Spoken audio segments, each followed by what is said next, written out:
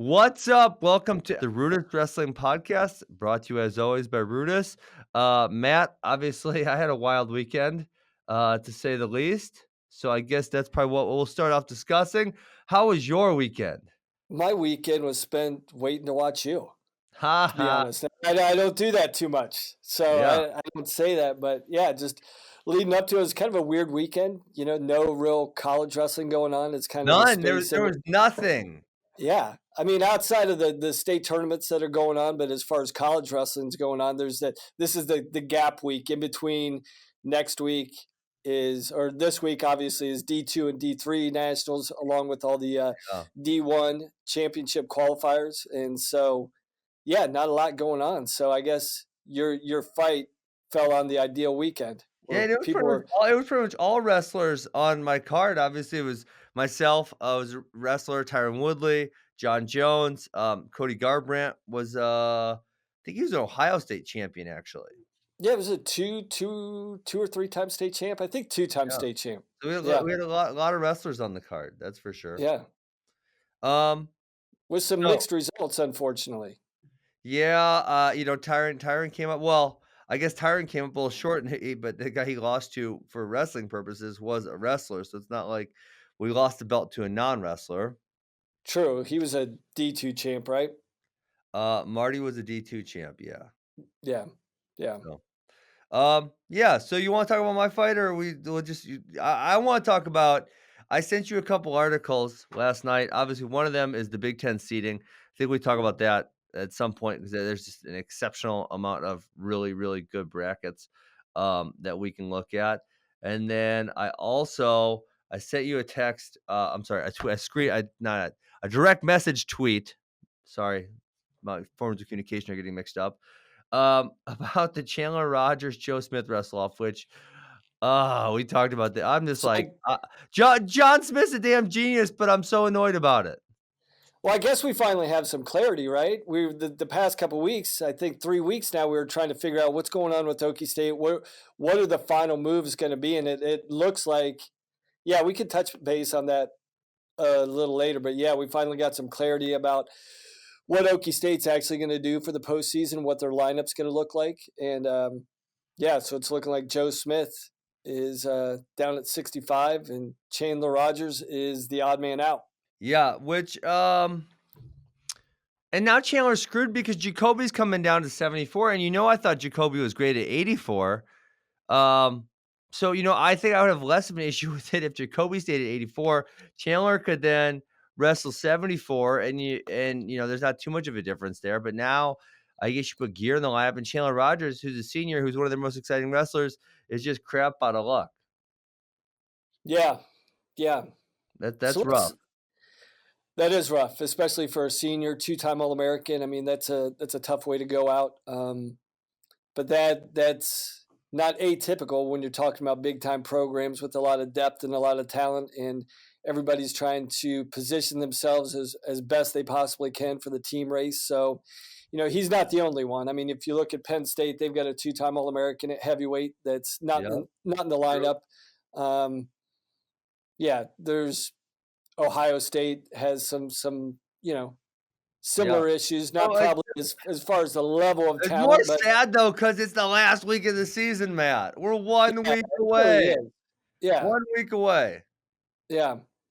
For me, that's what's so disappointing about it. So, Matt, I got you successfully, distracted from talking about my fight 'cause I know that's what you wanted to hit right away.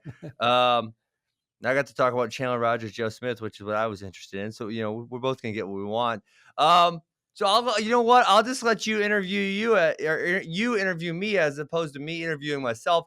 I know I talked to Jesse last night, and that he said that was the first mixed martial arts fight he ever watched in his life, which I was completely perplexed by. I don't know how he lived under a rock for that long, but apparently that is the truth. I mean, I think that could be the case for a number of people. I think, what you brought to the table and the conversation that was being brought to the table was a little different than a lot of wrestlers in the past. So I think there possibly could have been a lot of first-time viewers into MMA for the first time. Yeah, that's interesting. I mean, I guess I do kind of a little bit pride myself on the fact that, um, I stick to my wrestling roots, and I think a lot of people do, but not quite as strongly as I do. Obviously, not only through my academies and my podcast, but the fact that that is my style. That's why I get in there and I freaking wrestle people. Um, and I'm not really too upset. I'm not. A lot of people kind of are ashamed of that or shameful of that, and I'm not at all. No, I mean, it seems like a lot of fighters at some point they start going away once they start getting more uh their striking becomes more proficient. It seems like they go away from their wrestling. But it doesn't seem like that's the case with you. I mean, that's the one thing you're looking for, right? Get to their Yeah, legs, get them to the ground, and then do your thing. yeah, 100%. And obviously, I've also incorporated a lot of the my folk style wrestling into the ground game. Um, and I think that's kind of almost revolutionary as well. So yeah, a handful of different things that I've mixed into the mixed martial arts and wrestling, but not ashamed of it. Proud to be a wrestler. Obviously, it's very easily. I tweeted about this last week, but it's very easily the best background to have to go into mixed martial arts. Yeah. So I mean, you've been with two other big organizations in the past, and was there anything different or anything that caught you off guard? The week of the fight, or heading into it, the preparation, the media storm, all that stuff. Did anything throw No, you not off? really. I mean, Bellator and ONE Championship, they're large organizations, obviously, and especially at ONE towards the end there, we were doing a lot more media. Um, but I had followed so many guys, cornered so many guys. I cornered Tyron multiple times when he was the champion, and it really just seemed normal. Seemed like that's where I was supposed to be. That's what I was supposed to be doing. It just, you know what I'm saying? It didn't seem like, oh my gosh, I'm here. It just seems like, what took this so long? This is what I should be doing. I don't know. That's how it felt for me. Yeah. And I think, I mean, that mentality is similar to what, if we want to relate it back to what everybody's going through this weekend with the D2 and D3 national tournaments and the conference championships going on. I mean, that's a big thing, right? Is feeling normal, right? Yeah, I And mean, and I being think I comfortable. I believe I did one of my mental Mondays on that. What was it, 2 weeks ago, maybe, or 3 weeks ago? I did it about the youth state tournaments because I'm sorry, not youth, high school state tournaments, because usually by the time guys are in college, and I realize they're not perfect, but usually by the time kids get to college, they're a lot better with their mind than in high school. High school, at certain times can be a disaster. Kids think all kinds of stuff, and really, there's a lot of high school coaches, and people are becoming now more and more and more aware of the mental aspect of the sport, but there was a long period of time when it was just completely neglected, and so many high school kids were saying so many wrong things to kids and making them think the wrong way. So, I think by the time kids get to college and conference championships and the nationals, they're not perfect, but they've got it figured out a decent amount. But, high school is where I really see that gigantic struggle with kids to think about the wrong things and to focus and not to be, um, yeah, not to be way off, obsessing about stuff that makes you perform really poorly. I mean, that's kind of what Carrie and I were talking about on our podcast last week. Is it's funny how when the postseason comes around, how people want to change everything they're doing. Right? Yeah. It's like all of a sudden I got to work out more, or my warm ups got to be different, or my weight cuts got to be different, or my mentality. I've got to, I take on a different persona or a different attitude, and how little things like that can affect your performance so much. And I don't know if you could talk about that, but I know the one thing that a lot of people take away from watching your interviews and watching your pre-match, pre-fight preparation is like, how does this guy stay so normal and so relaxed in those big moments? Sure.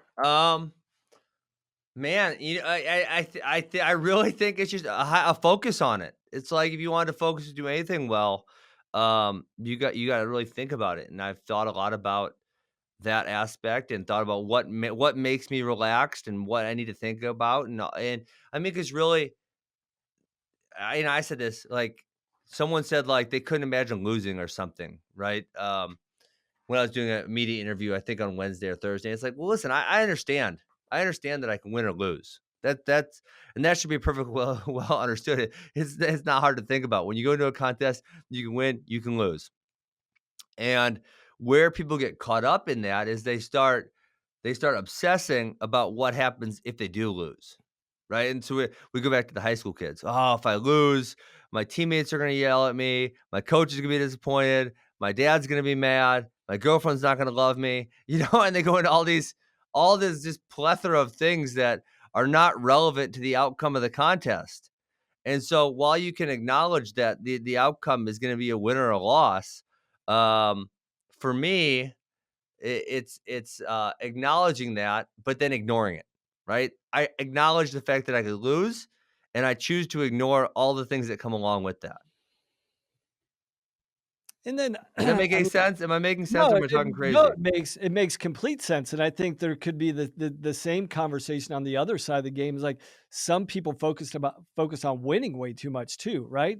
And what Sure, the yeah. outcome of that win's going to be, and so many people they misplace what a win is going to be. They think, oh well, if it's going to change me inherently in some way, if I get the outcome that I want, if I win a state title, national title, UFC belt, you know this is going to fundamentally define who I am or change me in some way, and that's not the case either, right? But Yeah, yeah. sometimes I No, think you're guys right, man. focus too much. I didn't even say that, but you're totally right. And you know what? Actually, a lot of people say they have the UFC jitters or whatever. And for me, I actually thought it was the opposite, Matt. And I pride myself on thinking properly, being as focused and prepared as possible. And I think I was jacking myself a little bit in my last few fights, because in my last few fights, the guys weren't told. I knew there probably was a low chance I was going to lose, but I was so worried on being perfect, on getting rid of those guys really, really, really quickly, and so that I had a really dominant performance, and as opposed to just going out and competing and then letting whatever happen. I don't know, does that make sense? No, that And so makes complete this sense. time I knew all I have to do is I gotta go beat up Robbie Lawler. I don't have to do anything else. I don't have to do it fast. I don't have to look amazing. If I just go beat him up, I'm good to go. And so it And I was like everything was just taken off my plate. It's like, just go fight. I know how to fight. I'm gonna fight. Just go fight. It was like it was the most simplistic thing. It was just I don't know. For me, it just felt great. And I think that's one of the other dynamics that people don't think about either. When you face a guy like Robbie Lawler, that he's going to bring the heat, he's going to Yeah, bring his best. There's almost a freedom in that when it comes to your performance, right? Like, hey, yeah, this guy's going to bring his best, so I got to bring my best, and it's as simple as that. I don't have to muddy the waters by overthinking things. Like, he's going to be at his best, I got to be at my best. Let's go at it. And um, I think a lot of people don't understand that dynamic either, is that when you know that you have to bring out your best abilities, there's actually a freedom in that almost. yeah. I think there was for me for sure. So yeah, I felt great. Obviously, the contest didn't go the way I wanted to, although the outcome was great. I think, um, controversy creates cash. Obviously, to me, there was no controversy. I got beat up for a little bit and got put in a really bad position. I came out of it, and I was able to finish him. And so number one, I do think he passed out for a little bit. Number two is, man, there was just no escape. There's a minute 40 left. He was not getting out of that hold. There was in no way, shape, or form. It was sunk deep. It was sunk tight, and there was just literally nowhere for him to go. Yeah, so talk about that. I mean, that's another dynamic that, as much as we talk about adversity, a lot of people in the big moments, they hope things go perfectly for them, and you've got to prepare for imperfection, right? So how did you, going into the match? I'm sure there's a way that you hoped it would be, but in that first moment when it looked like you were going to get a takedown, and Yeah. then he was able to lift you in the air, it's like, okay, I guess I'm going to have to adapt here. This is this is going off script a little bit. Yeah.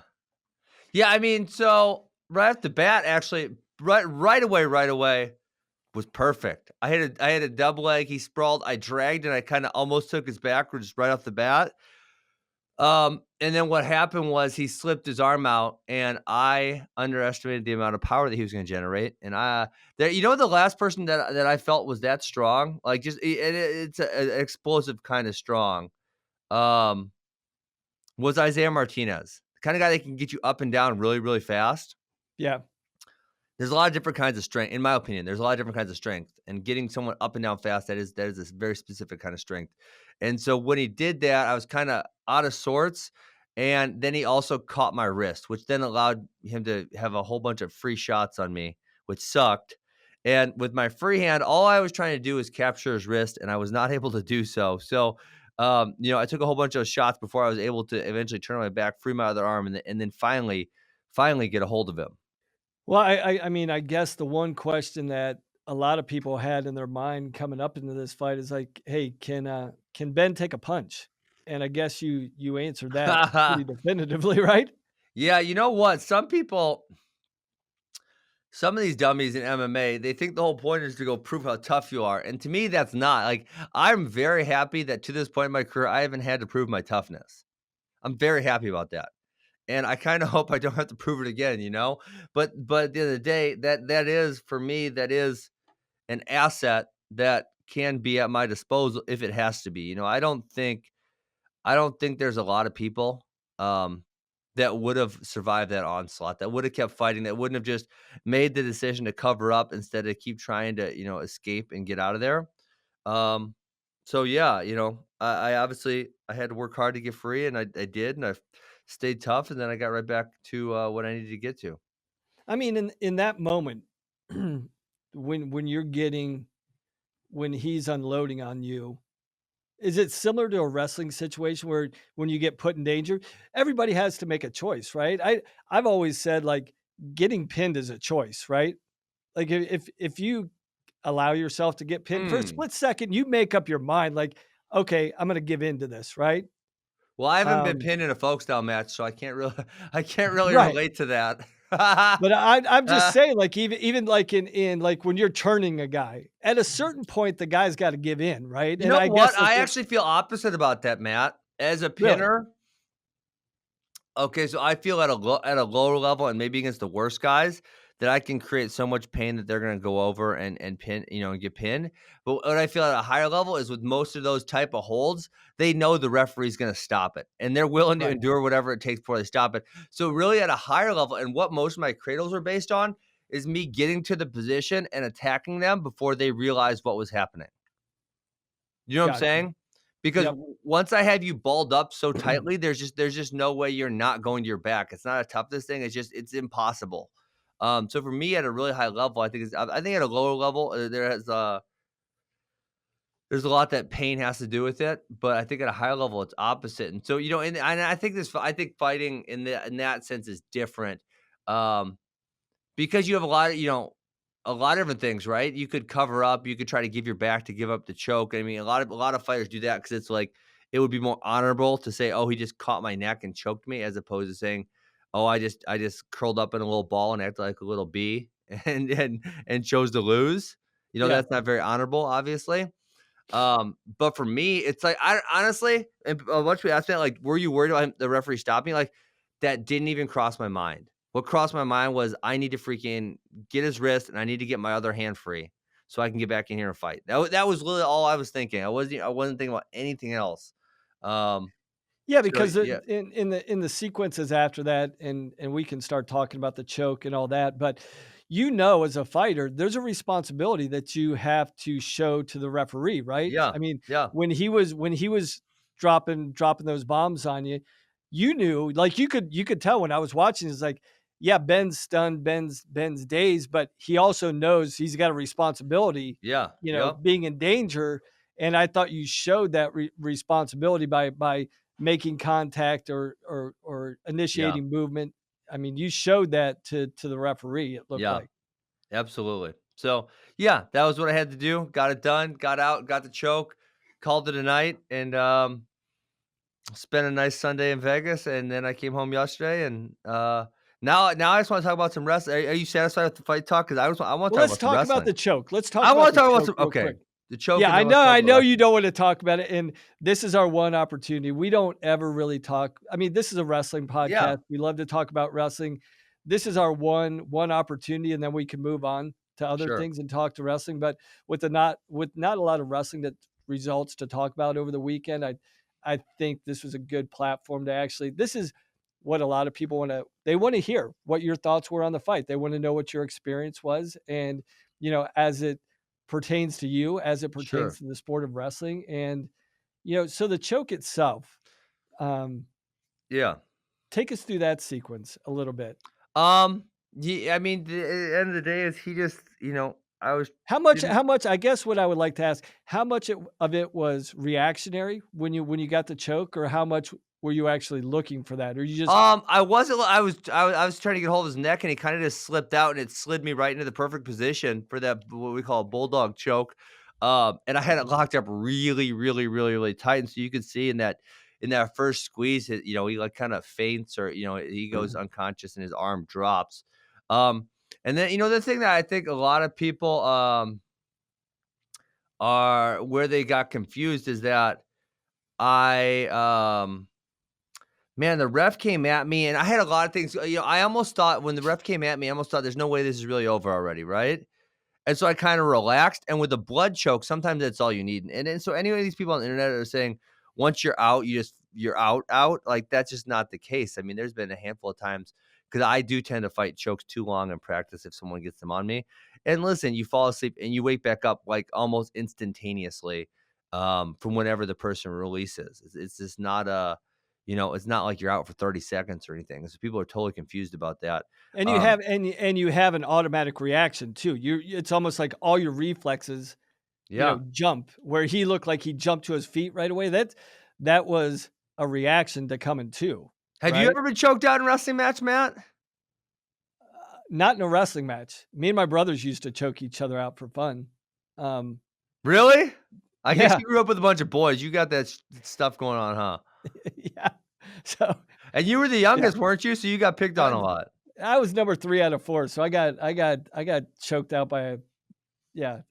I it was I was a wi the thing Ah, was I was a willing participant. We would go up into my bedroom when we'd take turns on each other, choking each other out. So, um, no in competition, experience from that, okay. but I've got some bedroom experiences from my older brothers.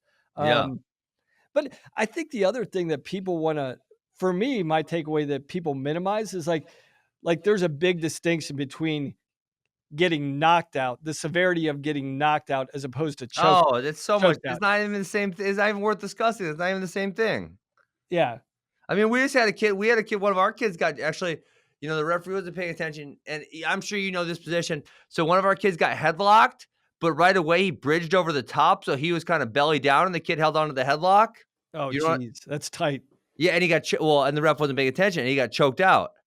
And but obviously he woke up as soon as they let go. He woke up, so then the trainer didn't even think he got choked out, and he went on. He won the match, no big deal. Um, and so yeah, anyone who thinks a knockout and a chokeout are similar, they just don't know what they're talking about whatsoever.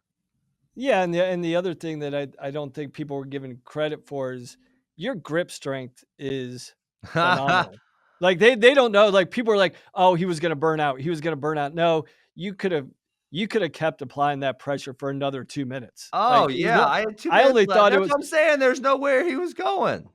yeah, I mean, once you made it through that first onslaught and you got on top, what I was telling my wife after the fight, I'm like, that's probably the best result Robbie Lawler could have hoped for is some form of controversial decision because I just thought it was getting worse from there. Like it was going to Yeah. go Oh yeah. downhill Yeah. very, You very know what? quickly. I'll tell you the truth, Matt. I haven't watched the whole fight. I've watched um the slam and the onslaught that happened to me, and I've watched the finish a bunch of times because people just keep posting these videos on social media. But someone else told me someone else who I respect their opinion a lot told me that today is that when you were watching and then he couldn't finish me, just the look on his face, and then he just looked totally done after that. And kind of like I was controlling him really easily once I got on top. Yeah, I mean, that's the thing that I picked up too is like, this is a guy that doesn't get taken down by people. Um, Yeah. and right away, I mean, before you got lifted, like you transitioned, you were very close to getting a pretty quick takedown in the fight. And then Mhm. once you reversed him and got on top, like that doesn't really happen to this guy that often. And I think the ease in which, or the apparent ease, I shouldn't say it was easy, the apparent ease in which you transition off your back out of his mount into, you know, getting on top of him and taking his back. That just doesn't happen to that guy that much. Yeah. Yeah, absolutely. I'm laughing because I'm on my computer over here, obviously, and, um, someone put this with a Twitter handle called We Are Wrestlers. They put up the video of me squishing, the watermelons, and I retweeted this morning. It's already 192,000 views, Matt. Holy cow. Holy cow is right. We need this show to get 192,000 views. Yeah, no kidding. You keep doing this and I think we're going to. There we go. Yeah, so man, that squeeze, he was out. It was over. Unfortunately, there was kind of a controversial finish, but in my mind, there's no controversy because that's just over. That's over 100 times out of 100. He's not escaping that hold. He's not No, doing it. no. And you know, for a lot of people that didn't do a lot of research going into this fight, this was I know you mentioned it a couple times, but number one, this is a guy you respect, and number two, in a lot of ways, this was of the top 10 guys in the world. This was probably your most difficult matchup Yeah, stylistically, right? I think so. I mean, obviously, besides Tyron, but me and Tyron are not fighting. This is my toughest matchup. It absolutely is. So, to get this one out of the And way was I thought he looked as good as he's looked in a number of years. He looked healthy, he looked big, he looked strong. yeah, I mean, you can yep, attest to that a little yeah. He bit was better than strong. me. That's a fact, Jack. No doubt about that. So where do you go from here? I mean, is there a I'm going timeline to now London about when next you're week. That's why we gotta make sure we tape early next week, and we'll okay? have enough to. Well, I mean, we'll have so much to talk about because we have all the conference championships. Um, I got a busy next couple weeks, Matt, because I'm gonna go to London to watch the fight and call it Darren Till George Masvidal, and then I'm coming to NCA, and you and I are doing a whole bunch of live podcasts at the NCAA championships, in Pittsburgh. So, man, we're gonna have I got a busy couple weeks. It's gonna be a blast. I actually missed. I think last year was only the second NCAA championships that I missed in 20 years, I think. So Really? I hate missing them. It sucks. Um, so yeah, I'm gonna be there this year, and I'm looking forward to it. And honestly, with Flo getting the Big Ten coverage and with what we've been doing for the show, I've probably watched more college wrestling this year than any time since I was a college coach, which was I mean, and even then when I was a college coach, I probably now that I think back, I probably wasn't watching so much film because it didn't exist. So I Yeah, probably for me, this is my first year out of college coaching. This is actually the most wrestling I've watched, which is people are yeah, surprised about that. But when you're in coaching, you tend to like when I'm watching wrestling and I'm breaking it down, I'm doing it trying to better my athletes, trying to get an edge in performance. I'm not doing it. I'm not watching like everybody in the country. I'm yeah. wrestling the guys that either my guys are going to compete against, or I'm actually watching them and breaking down their film and trying to make improvements. So, yeah, I've watched a ton of wrestling myself this year. So what's next for you? I mean, do you know tentatively I'm gonna when try your to get next on the fight's going June to be? 8th. There's a June 8th one in Chicago, and then there's the International Fight Week, which I don't remember exactly what date. It's July 4th ish, somewhere in there in Vegas. So I think one of those two. Yeah. So also on the card, I mean, all these wrestlers, and one of the things that you said about your previous fights in ONE FC, your last couple of fights, is you knew that if you went out, you went out and performed at the level you're capable of, you kind of knew what the outcome was going to be. Yeah. Obviously, in the sport of fighting, anything can happen at the split second, but Mhm. you said something to the effect of you were almost seeking out perfection in your performance, and Yeah. I heard you made reference to that with Tyron's performance, is Yeah. that you thought he was actually looking for the maybe Well, looking that's too kinda how much I for the mean, really, perfect if you look sequence? at Tyron's weaknesses, that's kinda always been Always been one of them. Sometimes, man, one of the things he doesn't get credit for is he's just, like, super, super intelligent. Almost some of those really smart guys are, like, almost OCD because they want everything to be, like, right in a perfect line. I'm sure Yep. you've had to deal with some athletes like that, and that's kind of, that's a little bit how he is, and so, sometimes he's looking for that perfect opportunity, and, for me, what you have to realize is the perfect opportunity does not always present itself, and sometimes you just gotta go in this sport, sometimes you just gotta go punch someone in their face. It's that simple. Yeah, I mean, just like this weekend and in a couple weeks, like, sometimes, like, hey, just find a way to win, Yeah, right? for me, Sometimes that's it's enough. not punch them in the face, sometimes you just gotta find a neck and squeeze the shit out of it until they tap out, whether it looks pretty or not. Yeah, yeah, good. I guess that's a good way to segue out of the fight. You just squeeze them as tight as you can, Grab it, right? squeeze it. If you squeeze hard enough, they'll give up.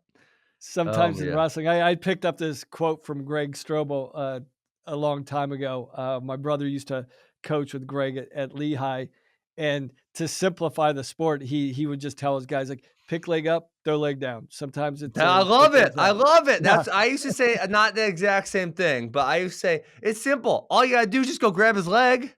yeah, People would always harass me about that 'cause they're like, "You're so slow. How do you do that high single?" I'm like, "I don't know. I just, like, see a leg and then I grab it. Just go grab their leg. yeah, It's easy."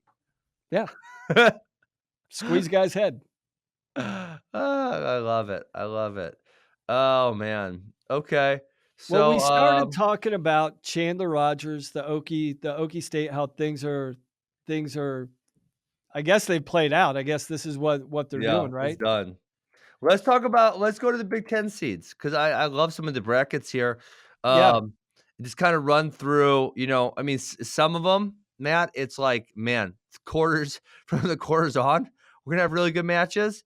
Some of them, obviously, maybe not quite like, 25. Obviously, you've got some good guys in this bracket, but I think you and I would both be shocked if anyone beat either Sebastian Rivera or Spencer Lee. So it's like on that one, hey, we're going to the finals. But then you go to like 33 and you're like, okay, how's this going to turn out? You got Michik, DeSanto, Soriano, RBY, Pletcher, Lezak, Thornton, Duncan, top 8. And that could play out, 8 different ways on 8 different weekends almost. absolutely, the way that shakes out. Um, so you want to go finalist picks? We can go finalist picks. Yeah. Yeah. Okay. So 25. You're gonna go Michik Rivera. I'm sorry, Lee Rivera, correct? Yes. Who you picking for the winner? I'm gonna go with Rivera again. I'm gonna go with Rivera too. I just haven't So seen you've anything. you've you've completely jumped off the Spencer Lee bandwagon, haven't you? Man, From after being from especially from after the pitch never to me, being how could from you not? never being scored on again in his college career to I said he wasn't gonna go 7 minutes this year. yeah. I mean, Damn, I and look like and an it looked idiot. I mean, it really looked that way up until the last couple months, and now it'll be interesting to see if they can right the ship, and I don't think people remember though, or no, I think people tend to forget that it's not like Spencer Lee looked like a freight train all year last year. I mean, they're Man, taking I they're disagree with that, Matt. I disagree with that. And someone else, I think the FRL people were talking about this in the beginning. Yeah, I don't think he did, but once he hit like January, I feel like he steamrolled everybody. he kind of did, yeah. I mean, once he got, and that's normal though. I mean, they pulled him out at Midlands, and yeah, once he got through Midlands, I think people tend to focus on that more than they did January and February and saying, well, he kind of struggled. Yeah, for sure. Okay, we both got Rivera. All right, 30, 33. Who do you got for the finals? Let's go with I'll go with Michik versus Roman Bravo Young. Ooh, wait, you can't go with that because that's a 1 and a 4. Oh, 1 and a 4. My bad. You got the My Santo or bad. Soriano or Lezak. You can pick Lezak too. I'm actually gonna go with I'm gonna go with DeSanto here. And Mm. I'm gonna say that because until not that I don't believe in Soriano, but until Suriano goes out in a big match and pulls the trigger, I'm probably Yeah. going to go with the other guy that's shown he's willing to have some offensive output in a big situation. And Suriano, every big time match, can you remember him scoring many takedowns in the collection of big time matches he's had? He scored some, but I he mean, just hasn't gone out and the said, two that come to my head, obviously, he did not. I would have to think more about all of his matches. I mean, the one thing about Nick Suriano, though, I will tell you, about him is, and this, I don't think people feed into this as much, but I think, he's more of a counter shooter. Do you know what I'm saying? Like, yeah, he's a counter shooter. He pressures you so you shoot or you make a mistake, and then boom, he's all over you. And a lot of these guys like Dayton Fix or like an Austin DeSanto, which I thought DeSanto was going to go fire shots all over, and he didn't do that in Iowa City. He stayed really disciplined to his game plan, and that was what allowed him to win. But if DeSanto doesn't have someone who's firing off attacks, it's really hard for DeSanto to get his stuff going. And where DeSanto looks really, really good is when he then gets a lead, and then people have to come after him. So that's kind of yeah. what I I mean, think if about that. So I'll go. yeah, that's You went Mitchik and DeSanto. I will go Mitchik and Suriano because I don't think DeSanto is going to get the same stall calls when he's in Minneapolis. yeah, fair enough. With overall winner, I'm picking Michik. I'll pick Mitchik also. Yeah. All right. 41. Man, this one goes deep too. You got Another one. Michael Another deep Carr, one. Nick Lee, Joey McKenna, Tristan Moran, Kanan Stewart, Mitch McKee, Max Murin, an All-American all the way down at number 8. Number 8. I was just going to say the same thing. How many tournaments is the number 8 seed a returning That's crazy, All-American? right? Crazy. That's crazy. And how many people, the one thing people are looking over is the number 1 seed, Michael Carr. He's a guy that a lot of people forget about, right? And Yeah, again, he if sat out that Nick Lee match, which I was disappointed in, but yeah, I mean, Tristan Moran's also a wild card because he hasn't wrestled Kanan Store yet, but he beat Mitch McKee. He beat number 2 Nick Lee, and he went 2-1 with Michael Carr. That was a really, really super competitive match. So he's another guy that could mix in here also. So, man, for me, this bracket is like, this is another one. I think this one, even more than 133, you could mix it up and it could come out a whole bunch of different ways. You definitely could. Like, I'm not, I'm looking through here trying to figure out who to pick. I mean, who do you got round 2, Lee and McKenna? How do you see that playing out this time? No. In the semifinals. Semis. I'd go McKenna. Okay. Because I'm gonna say he's got a little bit of cardio after the injury that he came back off of. Yeah, so I would go. I'm gonna go upset special Tristan Moran, which I would feel more comfortable picking Moran if he didn't have to beat Kanan Stewart also. But I'm gonna go ahead and pick him anyways. So I'm gonna go McKenna over Tristan Moran in the finals. That's gonna be a really good quarterfinal, isn't it? Between Dude, that bracket's gonna be awesome. I can't wait. Wow. Saturday night, we'll be able to watch all this. I'm gonna go with I'll go Lee over Carr in the finals. Okay. 49, I feel like it's quite a bit easier. I'll just read the top 8 and you pick first. Ashnault, Jordan, Lugo, Thorne, Cole Martin, Brady Berge, Shane Oster, Malcolmine. Yeah, I mean, you got to think, although Lugo's been wrestling really good in the last month. It looks like he's rounded into form, and you think he's gonna beat Berge? Because Berge's cutting a lot of weight, but the quarters will be a night matchup, so he'll probably be feeling pretty squirrely by then. Yeah, he should be feeling pretty good. Yeah, I mean, Berge, that's been the word on the street, right? Is that he pulls pretty hard to make 49, and how's he going to recover? But being a Saturday evening match, he should be feeling good, feeling strong. So that's going to be a great matchup. I mean, it's hard. All right, give me your finals. We're running out of time. Ashnault Jordan, and I'm going with Jordan. I'm going to go with Jordan also. Even not though to I get think I turned, bet you on and which Ashnault. I don't know why I'm feeling like Jordan. Did I bet you on Ashnault? No, the bet yeah, we made. No. I remember. The bet we made, Matt. If Anthony Ashnault gets on top, he will get a turn. That was the bet we made. So someone's got to right. pay up next week. Yeah, we got 50 on that, right? 50 push-ups on it, I believe. 50. So I'm I going think we with should have to do Jordan. those live on air. Jeez. All I'm right. gonna have to get our editors breaking that up in like Oh my. sets of 10 and make it look like one set of 50. There you go. 57. 57 is a bloodbath here. Nolf, It's a Berger, Deacon, Patelio, Young, Blees, Keyshawn, Eric Barone, Griffin Perriott, John Van Brill. That's 10. 10 deep where I think they're Jeez. ranked. Yeah. All right. Nolf next Nolf next topic. Who do you got in the finals against him? Deacon. Nolf Deacon. Nolf Deacon. I'll go Nolf Deacon also. Oh man, Berger did not make him look great though. That's a tough one. I'll go Nolf Yeah. Deacon with you also. Yep. Okay. Now another one. Holy Oh cow. my In every goodness. Listen freaking to weight this class. bracket. This one only goes 6 deep, in my opinion. You got Chenzo, Marinelli, Wick, White, Massa, Tashawn. Go for it. I'm going Wick over Vincenzo. Wick's getting on fire. He's gonna beat Marinelli and Joseph. You're saying he's rolling through. I'm gonna go. Listen, I'm gonna I go. worked out with him 2 weeks ago, and it was a different guy. I don't know what happened to him. I think Marinelli flipped the switch, but he wrestled awesome. Okay, I'm gonna go with Marinelli Joseph with Marinelli winning.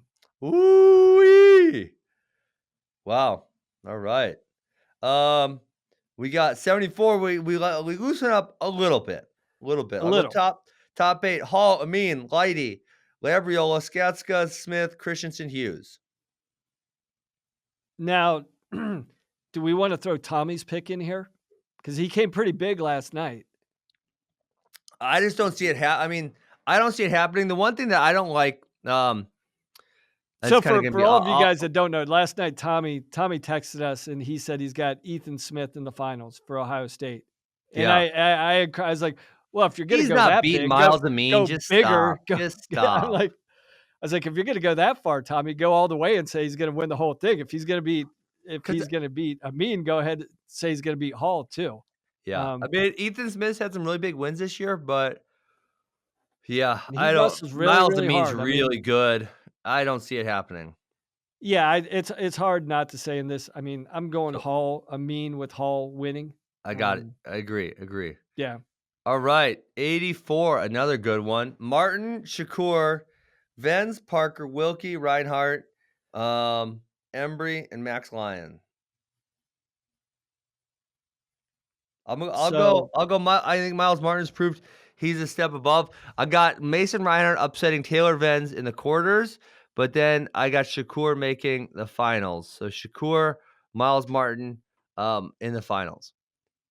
I've got the same thing. We didn't get to see this during the dual meet. How do you Disappointing think enough. this plays out? I think Martin's just that much better. Yeah, I mean, he's until proven otherwise. I mean, he hasn't really been tested all year. I mean, I don't think you can go any other way but saying it's going to be Martin until somebody proves us otherwise. So Yeah. Okay, 197. I think this is a little easier. I'll go top 5. You got Nickel, Moore, Warner, Bruner, Schultz. Nickel pins Moore in the finals. Yeah, I'll go with the same thing. Nickel Moore by pin. Okay, heavyweight. We got another fun one. Sam Stoll came into the season number 1, all the way down to number 8, which means he's gonna have Gable in the quarters. So we got Gable, Kassar, Paris, Hilger, Singletary, Jennings, Jensen, Stoll. Wow. Wow is right. Wow. Could you imagine? I can't even imagine. I'm looking at Stoll at number 8. I'm like, how is that even possible? But yeah, I'll go. I mean, I wish Hilger got to wrestle Paris again because he lost to him at Midlands, and I think he can beat him. I guess if it all goes to seed, they will wrestle again in the 3rd place match, but not on the front side. I got Stevenson over Kassar, and I don't think it's quite as close as everyone else thinks it's going to be. man, we again, people's gripe is that we agree too much, but I'm with you there. I mean, I I mean, there's a think lot of people out there, Matt, and I don't agree with them, but there's a lot of people that think that Anthony Cassar can beat Gable Stevenson. Man, I just don't see it. I don't see well, it. I mean, those people Cats- that are saying that, I don't think they've watched Stevenson that enough But because Cassar he's lost to Derek White. Derek White wasn't close to ever taking down Gable. no, no, and I think what they're probably discrediting how good of an athlete Gable Stevenson is. I mean, he is every bit. I would say he's probably the best athlete at this weight class. And I know that Yeah, people are he's a talking about beast. Kassar being the athlete he is. He's a really good He athlete, is. but he's more of your traditional North and South, right? He's Yes. going to try and blow through you. I Gable's just don't. like elite level. Right. And for those that haven't watched, I think they're going to be pretty well versed about how special and how unique this guy is over the next 3 weeks because, for whatever reason, Minnesota just hasn't got that much publicity this year. They haven't had many Well, they're not televised that. I mean, high. they're not in the hunt. So they're down. They're Yeah, down a little but bit. I think people are really going to find out how good. And there's some really good heavyweights out there, but I think Stevenson's just like you said, he's elite. He's on a different level. I agree 100%. Okay, we had a lot of fun. Next week we're gonna have a whole lot more to talk about because we have all of these conference tournaments. I mean, it's gonna be one of those, Matt, where we could talk for about 4 hours, and it's just gonna be impossible to get it all in. Um, so yeah, I'm gonna call it a day, and I'm looking forward to next week. I'm looking forward to watching all this wrestling. I'm sitting at my home in front of my TV, in front of my computer this weekend, and we're gonna roll. It's gonna be good. Yeah, you actually get to relax this weekend, which is good. Relax. Yes, I'm so much looking forward to it. All Yeah. right, I will talk to you later, Matt. Have a great day. All right, Ben. Take care.